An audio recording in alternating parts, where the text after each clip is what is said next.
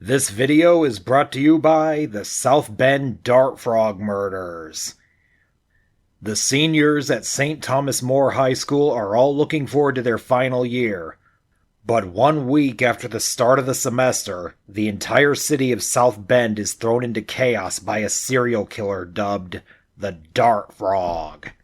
Before long, it becomes clear that one of the high school seniors is a monster completely devoid of conscience or morality. Who is the Dart Frog? Who is next? And when the smoke clears, will justice be served? Click the links in the description below to get your copy today and find out. Thank you for your support.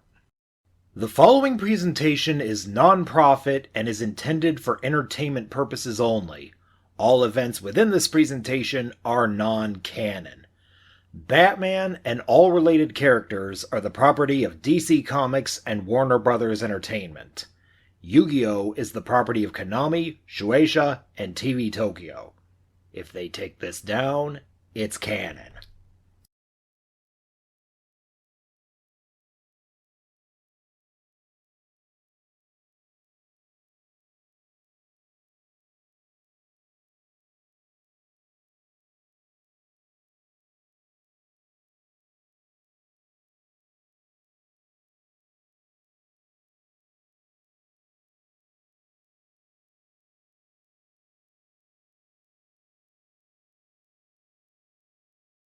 Yu-Gi-Oh! Batman, Duel of Legends, a fanfiction.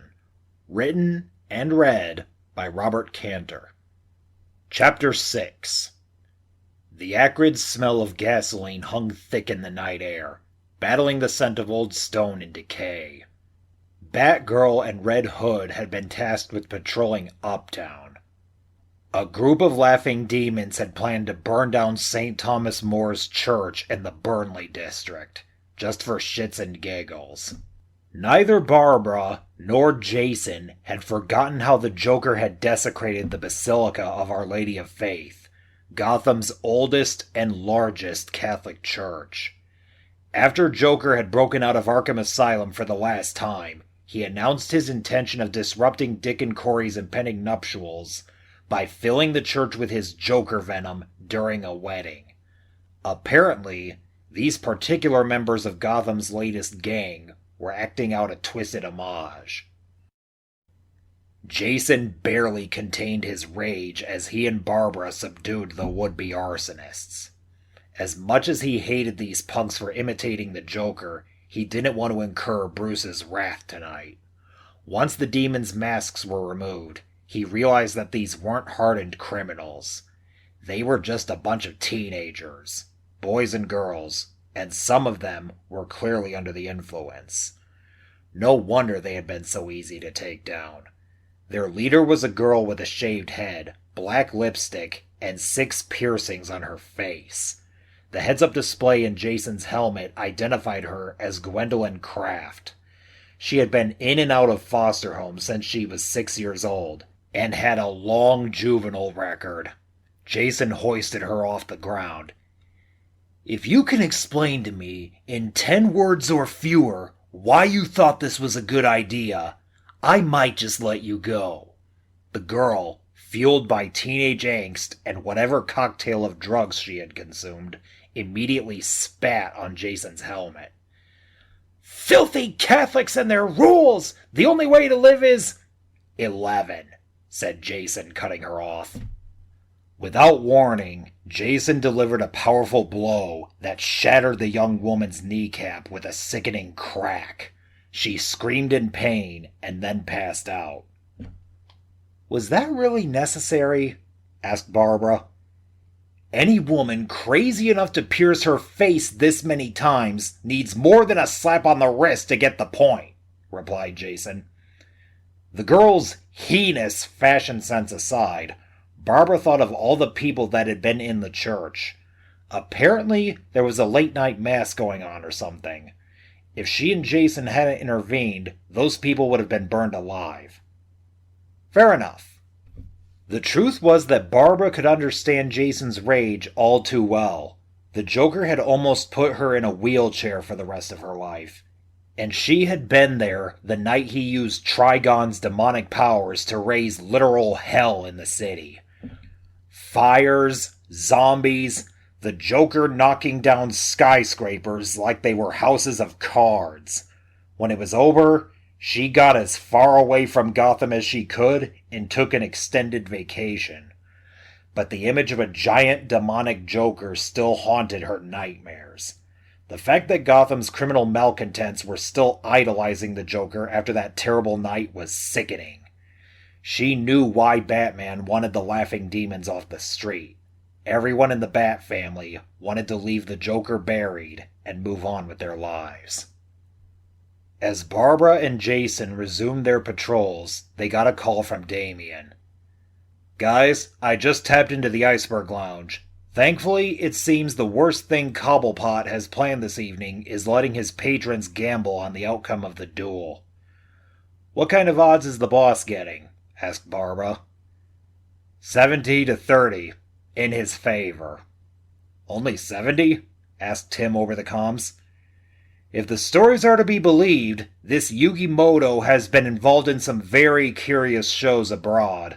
Apparently, he has a history of beating the odds." As much as Yugi hated to admit it, he had gotten lucky on the last turn. Batman had sent Clear Karibo to the graveyard when he activated Nightmare Ninja's special ability.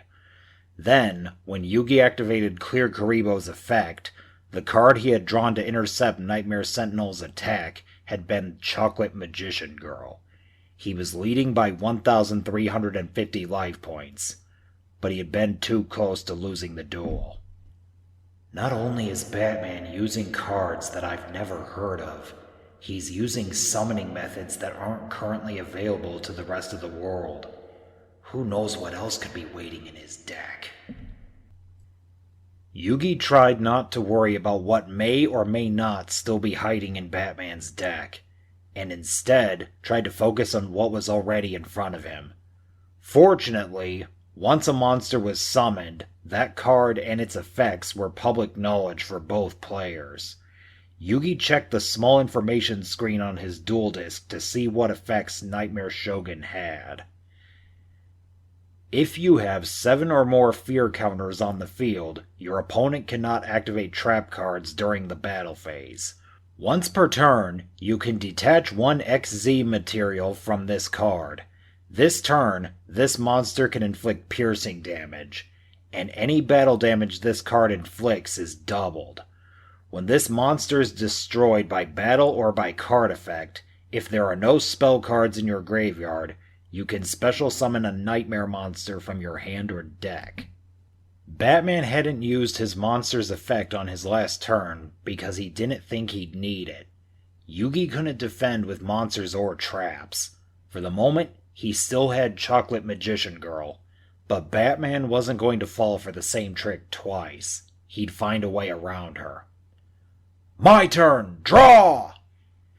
Yugi didn't have anything in his hand that could challenge a monster with 3,800 attack points. But there was more than one way to skin a cat. "I activate Chocolate Magician Girl's special effect. I discard a spellcaster-type monster from my hand to draw a card." Yugi's hands trembled as he drew his next card. The chill night air and the eerie atmosphere created by Batman's monsters was beginning to get to him. As Yugi glanced at the card in his hand, a familiar wave of warmth washed over him, temporarily dispelling the darkness. It was the Dark Magician Girl. He couldn't help but smile, a bittersweet pang echoing in his chest. Taya. He had given her a copy of this card for good luck when she left to pursue her dream of becoming a dancer in New York. Taya had always been there for Yugi when he needed her the most. Duelist Kingdom, Battle City, and Egypt. But now, Yugi was painfully aware of her absence. Taya's watching me from New York. I can feel it. Taya's first few months in New York had been the worst. Apart from having left her home, friends, and family behind, New York was full of men and women hoping to make it big in the world of dance. But Taya had managed to endure and capture the hearts of the Big Apple. That gave Yugi the motivation he needed. I activate the field spell Magician's Salvation. When this card is activated, I can set a copy of Eternal Soul directly from my deck. Now I activate Magical Dimension. I sacrifice Chocolate Magician Girl to summon Dark Magician Girl. The Dark Magician Girl materialized in a swirl of arcane energy. Her enchanting smile cut through the dark and ominous atmosphere created by Batman's nightmare monsters. There she is, folks, said Nightwing. A fan favorite of Duel Monsters fans everywhere, the Dark Magician Girl. Oh, so that's what Gar wanted Raven to dress as for last Halloween, said Starfire. She refused, of course. In New York, Taya felt her heart flutter. On the TV, Yugi may not have told his audience what was on his mind, but she read the emotions on his face. Lana read Taya's as well. I haven't seen you blush like that since we did that pizza commercial, she said, grinning. 6 months after Taya moved to New York, Lana got them both a gig doing a commercial for a local pizza parlor. Taya had done the commercial with her friend because they needed the money. Apparently, nothing sells pizza better than a commercial with 2 cute girls in parlor uniforms dancing, and the commercial went viral. The only downside was that everyone started calling Taya the Pizza Girl afterwards. When word of the commercial reached Japan, Joey and Tristan both gave her grief for it, but not Yugi. Yugi had blushingly told her that she looked cute in the uniform. It didn't matter that they had been communicating electronically and that Taya had been on the other side of the world. Yugi still melted like an ice cream scoop in the sun. I'm sure that after Lana and I debut under our new stage names, Salvatore Colombo will add the Queen's Special to the menu. Maybe I'll take Yugi there someday. When the Dark Magician Girl is successfully summoned, Magician's Salvation lets me special summon the Dark Magician from my graveyard. The Dark Magician appeared beside his apprentice. Now Magical Dimension's other effect activates. I can destroy one monster on the field. Batman didn't react in the slightest to the destruction of his Nightmare Shogun. When Nightmare Shogun is destroyed, I can special summon a Nightmare monster from my deck, said Batman, and I choose Nightmare Defender. Another Nightmare Defender appeared on Batman's field in defense mode. And now his special effect increases the number of fear counters on the field to 11. The night seemed to get even darker, and the fog that covered the roof was now so thick you could cut it with a knife. It was unmistakably colder, too. Yugi felt himself trembling. At the commentator table, Starfire wrapped a blanket around Sean. Since I have Dark Magician and Dark Magician Girl in play, I can once again activate the effect of my still active Magician's Insight. Since there are less than 4 cards in my hand, I can guess the type of card at the top of my deck and draw it. And if I guess correctly, I can draw another card. It's a trap card. Yugi drew his card. I've drawn Mirror Force. Yugi drew another card. He knew from earlier in the duel that Batman's Nightmare Defender couldn't be destroyed in battle. Unfortunately, he hadn't drawn a card that could destroy it this turn. Batman was probably planning to use it to summon another more powerful monster. Now that Batman knew Yugi had Mirror Force in his hand, he wasn't about to walk right into the trap, but it might buy Yugi some time. I'll place 1 card face down and end my turn. Batman saw that Sean was enjoying the duel. That was good. The heads-up display in his cowl kept him informed of what was happening in the city. Everyone was going about their patrols on schedule, and had already diffused several incidents involving the Laughing Demons. Between them and the GCPD, they seemed to have everything under control. Though it didn't show on his face, he was actually enjoying himself. This wasn't like a game of chess, where both players had the exact same forces and there was a finite number of possibilities. This game was more akin to a real war. While Batman had studied Yugi, there were literally thousands of cards to choose from, making it impossible for a duelist to prepare for every conceivable eventuality. I haven't had this much fun in a while. Yugi was leading by 1,350 life points. It was time to change that. My turn. Draw. I summon Nightmare Viking. The Nightmare Viking emerged from the fog, wielding a sharp axe. Like Batman's other monsters, he was dressed in dark armor, had huge wings, and glowing red eyes. When this monster is successfully summoned, I can place another fear counter on the field. This brings the total to 12. Next, I activate his special effect. Since there are no spell cards in my graveyard, I can add a trap card from my deck to my hand. Yugi expected Batman to choose another copy of Curse of Darkness, but he didn't recognize the card that he picked. Now I tune my Nightmare Viking to my Nightmare Defender to Synchro Summon Nightmare Hesir. Synchro Summon? It was bad enough that Batman had pulled another unknown summoning mechanic out of his cowl, but the monster that appeared out of the shadows looked like a stronger and even more intimidating version of the Nightmare Viking. Instead of an axe, this monster wielded a giant hammer. He looked like a demonic Thor, ready to crush Yugi's monsters to pulp. Nightmare Hesir increases the total number of fear counters in play to 13, and thanks to Nightmare Amazon's effect, his attack points increase from 2,800 to 3,800.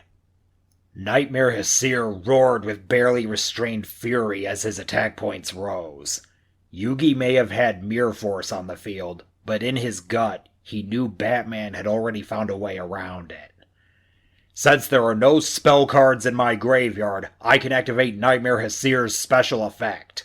Once per turn, I can destroy one monster on the field, and then you take damage equal to its attack points. Nightmare Hesir raised his hammer into the air, calling down a bolt of black lightning that obliterated Yugi's Dark Magician. The force of the attack knocked Yugi off his feet. His life points dropped to 4,400. Fortunately for you, Nightmare Hesir can't attack when I use this effect, so I'll place this card face down and end my turn. Just like that, Batman takes the lead, said Nightwing. These nightmare monsters are something else. They certainly are, said Starfire, but I wouldn't count Yugi out just yet. He's been in tight spots before and stared down the most powerful monsters the game has to offer. Batman guessed correctly that Starfire hadn't just been nice when she kissed Sean on the cheek. She also absorbed his knowledge of the game and Yugi's career. To his credit, Yugi wasn't about to give up. Whether it was pride or just setting an example for Sean, the King of Games was determined to see this duel through to its conclusion. But Batman still hadn't played his ace monster, and there was one card in his deck that would render all Yugi's own monsters powerless. To be continued. Thanks for watching. If you liked this video, then like this video. Subscribe for more updates, and if you really want to help this channel out, click the links in the description below and buy my books.